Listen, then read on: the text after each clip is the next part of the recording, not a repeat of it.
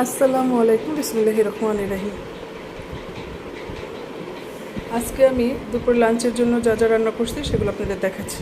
তো সবাই দেখেন, এখানে আছে সাদা ভাত, এটা আছে আলু দিয়ে মুরগির মাংস, এখানে আছে জলপুই দিয়ে ডাল রান্না করছি, জলপুই ডাল,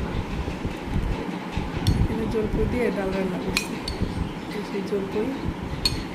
তারপর এখানে আছে পুঁটি মাছ ভাজা, এখানে আসলে পেঁপে ভাজি, পেঁপেরে আমি ডিম দিয়ে আলু দিয়ে ভাজি করছি, আর এখানে আছে লেবু, শসা, গাজর।